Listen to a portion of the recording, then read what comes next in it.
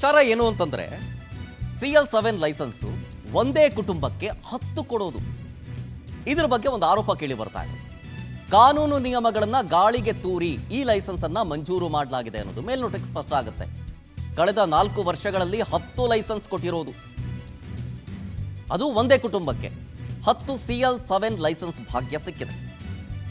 ಇದು ಪ್ರಭಾವಿಗಳಿಗೆ ಮುಕ್ತವಾಗಿ ಲೈಸೆನ್ಸ್ ಏನಾದರೂ ಕೊಡಿಸಿದ್ರಾ ಅಥವಾ ಕೊಟ್ರಾ ಅಂತ ಸಚಿವರು ಈ ಪ್ರಶ್ನೆ ಇದೆ. ಈ ಕ್ಷಣದಲ್ಲಿ ಪವರ್ ಟಿವಿಯಲ್ಲಿ ಅಬಕಾರಿ ಕರ್ಮಕಾಂಡದ ಎಕ್ಸ್ಕ್ಲೂಸಿವ್ ಸ್ಟೋರಿಯೊಂದನ್ನು ಬ್ರೇಕ್ ಮಾಡ್ತಾ ಇದೆ.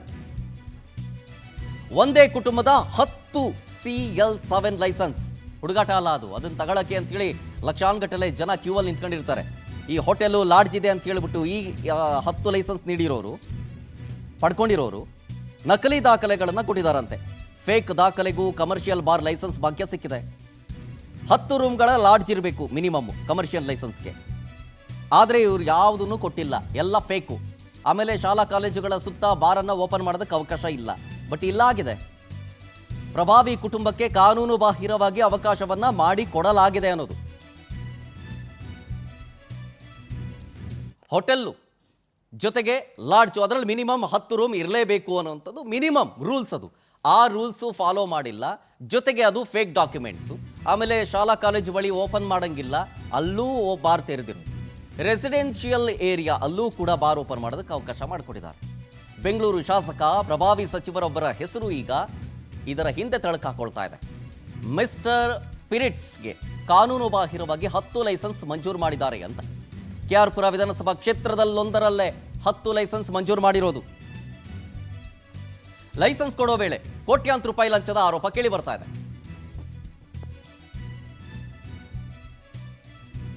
MR ಸ್ಪಿರಿಟ್ಸ್ ಇದಕ್ಕೆ ಕಾನೂನು ಬಾಹಿರವಾಗಿ 10 ಲೈಸೆನ್ಸ್ ಅನ್ನ ಮಂಜೂರು ಮಾಡಿರೋದು. ರೆಸಿಡೆನ್ಷಿಯಲ್ ಏರಿಯಾ ಆದರೂ ಕೂಡ ಬಾರ್ ಓಪನ್ ಮಾಡೋದಕ್ಕೆ ಅವಕಾಶ ಮಾಡಿಕೊಟ್ಟಿದ್ದಾರೆ. ಯಾಕೆ ಅಂತ ಹೇಳಿದ್ರೆ ಹಿಂದ್ಗಡೆ ಶಾಸಕರು ಪ್ರಭಾವಿ ಸಚಿವರೊಬ್ಬರ ಹೆಸರು ಬೇರೆ ಬರ್ತಾ ಇದೆ. ಯಾವ್ಯಾವ ಭಾಗ ಹೇಳ್ಬಿಡ್ತೀನಿ. ಬೈರತಿ, ಕೊತ್ತನೂರು, ಕನ್ನೂರು, ಬಾಗಲೂರು, ದೊಡ್ಡಬಳ್ಳಾಪುರ ಈ ಪ್ರದೇಶದಲ್ಲಿ MR ಸ್ಪಿರಿಟ್ಸ್ ಬಾರ್ ನಡೆಸ್ತಾ ಇದೆ. ಈ MR ಸ್ಪಿರಿಟ್ಸ್ ನಡೆಸ್ತಾ ಇರೋರು ಒಂದೇ ಕುಟುಂಬದವರು, ಒಂದೇ ಫ್ಯಾಮಿಲಿಯವರು. ಹೆಸರನ್ನು ಹೇಳ್ಬಿಡ್ತೀನಿ. BN ನಾರಾಯಣ ಸ್ವಾಮಿ ಅಲಿಯಾಸ್ ಭೈರತಿ ನಾರಾಯಣ, BN ಚಂದ್ರ, ಈ ಮೂವರು ನಂಜಪ್ಪ ಅನ್ನೋರ ಮಕ್ಕಳು. BM ವೆಂಕಟರಾಮ್, BM ರಮೇಶ್, ಮುನಿಯಪ್ಪ ಅವರ ಮಕ್ಕಳು. ಲೈಸೆನ್ಸ್ ಪಡೆದ ಇವರೆಲ್ಲರೂ ಕೂಡ ಭೈರತಿ ಗ್ರಾಮದ ನಿವಾಸಿಗಳೇ ಆಗಿದ್ದಾರೆ. ಎಲ್ಲರೂ ಒಂದೇ ಗ್ರಾಮದ ನಿವಾಸಿಗಳು, ಎಲ್ಲರೂ ಕುಟುಂಬದವರೇ. ಕೇವಲ 4 ವರ್ಷಗಳಲ್ಲಿ 10 ಲೈಸೆನ್ಸ್ ಇವರೆಲ್ಲರ ಪಾಲಾಗುತ್ತೆ, ಒಂದೇ ಕುಟುಂಬದವರಿಗೆ ಪಾಲಾಗುತ್ತೆ. ಅಂದರೆ ಇಲ್ಲಿ ಪಕ್ಕ ಗೋಲ್ಮಾಲ್ ಆಗಿರೋದಂತೂ ಕನ್ಫರ್ಮ್. ಇದರಲ್ಲಿ ಯಾವುದೇ ಅನುಮಾನವೂ ಬೇಡ, ಯಾವುದೇ ಪ್ರಶ್ನೆಯೂ ಬೇಡ. ಒಂದೇ ಕುಟುಂಬದವರು, ಒಂದೇ ಗ್ರಾಮದವರು 10 CL7 ಲೈಸೆನ್ಸ್ ಸಿಗುತ್ತೆ ಅಂತಂದರೆ ಇನ್ನೇನರ್ಥ? ಇದರ ಜೊತೆಗೆ CL7 ಲೈಸೆನ್ಸ್ ಪಡೆದಿರೋರು ಎಲ್ಲರೂ ಕೂಡ ಮೂಲ ಮಾಲೀಕರ ಅನ್ನುವಂಥ ಪ್ರಶ್ನೆ ನಿಮ್ಮೆಲ್ಲರಿಗೂ ಕೂಡ ಇರುತ್ತೆ. ಇವರೆಲ್ಲರ ಮಾಲೀಕತ್ವದ ಕುರಿತು ಭಾರಿ ಅನುಮಾನ ಈಗಲೂ ಕೂಡ ಇದೆ. ನಿಜಕ್ಕೂ ಇವರೆಲ್ಲರೂ ಮೂಲ ಮಾಲೀಕರ ಅಥವಾ ಏನಾದರೂ ಬೇನಾಮಿ ಮಾಲೀಕರ ಅನ್ನುವಂಥ ಪ್ರಶ್ನೆ. ಲೈಸೆನ್ಸ್ ಇಸ್ಕೊಂಡಿದಾರಲ್ಲ, 10 ಲೈಸೆನ್ಸ್ ಇದೆಯಲ್ಲ CL7, ಮೂಲ ಮಾಲೀಕರ ಅಥವಾ ಬೇನಾಮಿನ ಅಂತ. ಶಾಲಾ ಕಾಲೇಜುಗಳ ಸುತ್ತ ಬಾರ್ ಓಪನ್ ಮಾಡಂಗಿಲ್ಲ, ಆದರೆ MR ಸ್ಪಿರಿಟ್ ಇದೆ ಅಲ್ಲಿ. ವಸತಿ ಪ್ರದೇಶಗಳಲ್ಲೂ ಬಾರ್ ತೆರೆದಿದೆ. ಹಿಂಗಿದ್ರೂ ಯಾವುದೇ ಕ್ರಮ ತೆಗೆದುಕೊಂಡಿಲ್ಲ ಅಬಕಾರಿ ಇಲಾಖೆ. ರೂಲ್ಸ್ ಅಂಡ್ ರೆಗ್ಯುಲೇಷನ್ಸ್ ಇದೆ. ಕರ್ನಾಟಕ ಅಬಕಾರಿ ಕಾಯ್ದೆ 1965 ಇದರ ನಿಯಮ ಉಲ್ಲಂಘನೆ ಸ್ಪಷ್ಟವಾಗಿದೆ. ಕರ್ನಾಟಕ ಅಬಕಾರಿ ಲೈಸೆನ್ಸ್ ನಿಯಮ 1967 ಇದರ ಸ್ಪಷ್ಟ ಉಲ್ಲಂಘನೆ ಆಗಿದೆ. IPC 1860ರ ಪ್ರಕಾರ ನಕಲಿ ದಾಖಲೆಯನ್ನ ಕೊಟ್ಟಿರೋದು ಅಫೆನ್ಸ್. ಭ್ರಷ್ಟಾಚಾರ ನಿಯಂತ್ರಣ ಕಾಯ್ದೆ 1988 ಇದರ ಸ್ಪಷ್ಟ ಉಲ್ಲಂಘನೆಯೂ ಕೂಡ ಆಗಿದೆ. ಇದು ಪವರ್ ಟಿವಿ ಬಿಚ್ಚಡಿತಾ ಇರೋ ಅಬಕಾರಿ ಅಕ್ರಮದ ಈ ಕ್ಷಣದ ಎಕ್ಸ್ಕ್ಲೂಸಿವ್ ಸ್ಟೋರಿ. ಇದ್ರ ಬಗ್ಗೆ ಓವರ್ ಆಲ್ ಆಗಿ ವಿವರಣೆಯನ್ನು ಕೊಡೋದರ ಜೊತೆಗೆ ಡಿಸ್ಕಷನ್ ಮಾಡ್ತಾ ಹೋಗ್ತೀರಿ ರಾಕೇಶ್ ಸರ್ ಹತ್ರ. ರಾಕೇಶ್ ಸರ್, ನೋಡಿದ್ರಿ ಇದರಲ್ಲಿ ಪ್ರಮುಖವಾಗಿ 10 CL7 ಲೈಸೆನ್ಸು ಒಂದೇ ಕುಟುಂಬಕ್ಕೆ ಬರುತ್ತದೆ ಅಂತಂದರೆ ನಾನು ಹೇಳ್ತಾ ಇದ್ದೆ, ಇದರಲ್ಲಿ ಯಾವುದೇ ಅನುಮಾನವೂ ಬೇಡ, ಯಾವುದೇ ಪ್ರಶ್ನೆಯೂ ಬೇಡ. ಇಲ್ಲಿ 100% ಗೋಲ್ಮಾಲ್ ಆಗಿದೆ ಅನ್ನೋದು. ಶರತ್, ವೆರಿ ಕ್ಲಿಯರ್. ಈ ಒಂದು ಹಗರಣ ಅಂತ ನಾವು ಏನು ಹೇಳ್ತೀವಿ, ಬೆಂಗಳೂರು ಏನು ಎಕ್ಸೈಸ್ DC ಅವರು ಅರೆಸ್ಟ್ ಆಗ್ತಾರೆ, 25 ಲಕ್ಷ ಏನು ಸೀಸ್ ಆಗುತ್ತೆ. ಲಕ್ಷ್ಮೀನಾರಾಯಣ ಅವರು ಕಂಪ್ಲೇಂಟ್ ಇಡ್ತಾರೆ. ಕಳೆದ 15 ದಿನಗಳಿಂದ ನೀವು ನೋಡ್ತಾ ಇದ್ರಿ ಎಲ್ಲ ಟಿ ವಿಗಳಲ್ಲೂ, ಎಲ್ಲ ಮಾಧ್ಯಮಗಳಲ್ಲೂ, ಎಲ್ಲ ಪ್ರೆಸ್ಗಳಲ್ಲೂ, ಅಥವಾ ಈಗ ವಿಧಾನಸಭೆಯಲ್ಲೂ ನೀವು ಹಗರಣದ ಬಗ್ಗೆ ಏನು ರಥೋರಾತ್ರಿ ಧರಣಿಗಳು ಎಲ್ಲ ಆಯಿತು. ವಿತ್ ರೆಸ್ಪೆಕ್ಟ್ ಟು ಕರ್ನಾಟಕ ಸರ್ಕಾರ ಮತ್ತು ತಿಮ್ಮಾಪುರೆ ಅವರಿಗೆ, we are studying the case. ನಾವು ಯಾವುದೇ ಕೇಸ್ಗಳನ್ನು ಪವರ್ ಟಿ ವಿಯಲ್ಲಿ ತಗೊಂಡ್ರೆ ಏನು ನಾಮಕಾವಸ್ಥೆ ಅಂತ ಹೇಳ್ತಾರಲ್ಲ, ಆ ರೀತಿಯಲ್ಲಿ ತಗೊಂಡು ಬರಲ್ಲ. ಇಫ್ ಯು ಕ್ಯಾನ್ ಕನ್ಕ್ಲೂಡ್ ಅಥವಾ ಅದಕ್ಕೊಂದು ತಾರ್ಕಿಕ ಅಂತ್ಯ ಆ ಹಗರಣಕ್ಕೆ, ಆ ವಿಷಯಕ್ಕೆ ಬರೋದಾದರೆ ಮಾತ್ರ ನಾವು ಆ ವಿಷಯವನ್ನು ಎತ್ಕೊಡ್ತೀವಿ.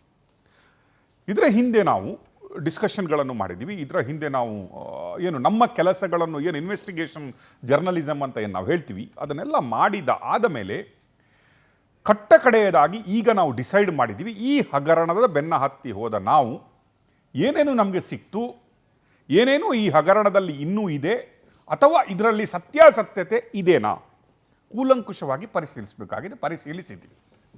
Today we decided to take up this story just because ನಮ್ಮ ಹತ್ರ all the evidences we collected, ಅದು ಆಡಿಯೋ ಇರಲಿ, ಅದು ವಿಡಿಯೋ ಇರಲಿ, ಅದು ಇನ್ನಿತರ ಡಾಕ್ಯುಮೆಂಟ್ಗಳಾಗಲಿ, ಪವರ್ ಟಿ ವಿ ಮಾತಾಡಲ್ಲ, ಪವರ್ ಟಿ ವಿಯ MD ಮಾತಾಡಬೇಕಾಗಿಲ್ಲ, ಅಥವಾ ನಾವು ಇಲ್ಲಿ ಕೂತ್ಕೊಂಡು ಎರಡು ಪಕ್ಷದ ಇಬ್ಬರನ್ನು ಕೂರಿಸಿ ಮಾತಾಡಿಸ್ಬೇಕಾಗಿಲ್ಲ, ಅಥವಾ ಲಕ್ಷ್ಮೀನಾರಾಯಣ ಅವರ ಹತ್ರ ನೀವು ಈ ರೀತಿ ಹೇಳಿ ಅಂತ ಹೇಳಬೇಕಾಗಿಲ್ಲ. We prove everything with the document today ಅಂತ ತಿಮ್ಮಾಪುರೆ ಅವರು ಕಳೆದ ಹಲವು ದಿನಗಳಿಂದ ಹೇಳ್ತಾ ಬರ್ತಾ ಇದ್ದಾರೆ. ಹೌದು, ನಾನವನಲ್ಲ, ಇದರಲ್ಲಿ ನಾನೂ ಇಲ್ಲ, ನನ್ನ ಮಗನೂ ಇಲ್ಲ, ಇದರಲ್ಲಿ ನನ್ನ ಮಗನ ಹೆಸರನ್ನು ಹೇಳ್ತರಬೇಡಿ, ನನ್ನನ್ನು ಹೇಳ್ತರಬೇಡಿ. We are very clean people. ನಾವು ಬಡವರಿಗಾಗಿ, ಬಲ್ಲಿದರಿಗಾಗಿ, ಅಹಿಂದಕ್ಕಾಗಿ, ಹಿಂದುಳಿದ ವರ್ಗಕ್ಕಾಗಿ ರಾಜಕೀಯಕ್ಕೆ ಬಂದಿದ್ದೀವಿ, ಜನಸೇವೆ ಮಾಡ್ಕೊಂಡು ಬಂದಿದ್ದೀವಿ. ಅದನ್ನು ಬಿಟ್ಟರೆ ಈ ಗಾಂಧಿ ನೋಟ್ ಬಗ್ಗೆ ನಮಗೆ ತಿಳುವಳಿಕೆನೇ ಇಲ್ಲ. ಇಷ್ಟರವರೆಗೆ ನಾನು 500 ರೂಪಾಯಿ, 2,000 ರೂಪಾಯಿ ನೋಟೇ ನೋಡಿರಲಿಲ್ಲ ಅಂತ ಹೇಳಿಕೊಂಡು ಆಗ್ತಾಯಿದೆ.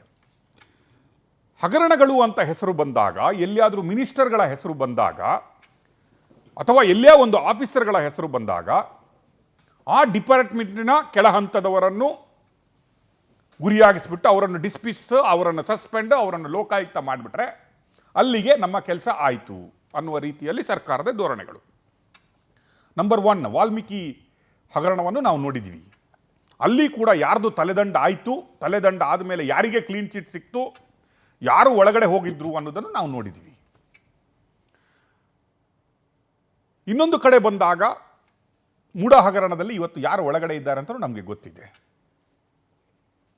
ಈಗ ಬಂತಾ ಇರೋದು ಅತಿ ದೊಡ್ಡ ಹಗರಣ ಅಂತ ಹೇಳೋದು. ರಾಜ್ಯ ಸರ್ಕಾರಕ್ಕೆ ಇರುವಂತಹ 3 ರೆವಿನ್ಯೂಗಳಲ್ಲಿ ಒಂದು ಅತಿ ಹೆಚ್ಚು ದೊಡ್ಡ ರೆವಿನ್ಯೂ ಬರುವಂತಹ ಡಿಪಾರ್ಟ್ಮೆಂಟ್ ಅಂದರೆ ಅದು ಎಕ್ಸೈಸ್, ಅಬಕಾರಿ ಇಲಾಖೆಯಿಂದ ಬರುವಂತಹ ಟ್ಯಾಕ್ಸ್ಗಳು. ಎರಡನೆಯದಾಗಿ ರೆವಿನ್ಯೂ ಡಿಪಾರ್ಟ್ಮೆಂಟಿಂದ ಬರುವಂತಹ ಟ್ಯಾಕ್ಸ್ಗಳು. ಮೂರನೆಯದಾಗಿ ಪೆಟ್ರೋಲ್ ಮತ್ತು ಡೀಸೆಲ್ ಅಂತ ಬರುವಂತಹ ಸ್ಟೇಟ್ ಕಲೆಕ್ಷನ್ ಟ್ಯಾಕ್ಸ್. ಇದು 3ರಲ್ಲಿ ಈ ಒಂದು 3ರಲ್ಲಿ ಯಾವುದೋ ಒಂದು ರೀತಿಯಲ್ಲಿ 5 ಏನು ಗ್ಯಾರಂಟಿಗಳನ್ನು ಸರಿಹೊಂದಿಸ್ತಾ ಸೆಂಟ್ರಲ್ ಗವರ್ಮೆಂಟ್ ಮೇಲೆ ಅಲ್ಲೇ ಇಲ್ಲಿ ನಮಗೆ ದುಡ್ಡು ಬಂದಿಲ್ಲ ಅಂತ ಹೇಳ್ತಾ ಕಳೆದ 3 ವರ್ಷದಿಂದ ಕರ್ನಾಟಕ ಗವರ್ಮೆಂಟನ್ನು ನಡೆಸ್ತಾ ಬರಲಾಗ್ತಾ ಇದೆ. ನಾವು ನಾನವನಲ್ಲ ಅಂತ ತಿರುಗ್ತಾ ಇರುವಂತಹ ತಿಮ್ಮಾಪುರೆಯವರು ಈ ಹಗರಣದಲ್ಲಿ ಭಾಗಿಯಾಗಿದ್ದಾರಾ, ಅಥವಾ ಅವರು ಹೇಳಿದ ರೀತಿಯಲ್ಲಿ ಎಲ್ಲವೂ ಅವರ ಡಿಪಾರ್ಟ್ಮೆಂಟಲ್ಲಿ ಸರಿ ಇದೆಯಾ, ಅಥವಾ ಅವರು ಏನಾದರೂ ಇಂಥ ಹಗರಣದಲ್ಲಿ ಅವರ ಮನೆಯವರು ಹಗರಣದಲ್ಲಿ ಇನ್ವಾಲ್ವ್ ಆಗಿದ್ದಾರಾ?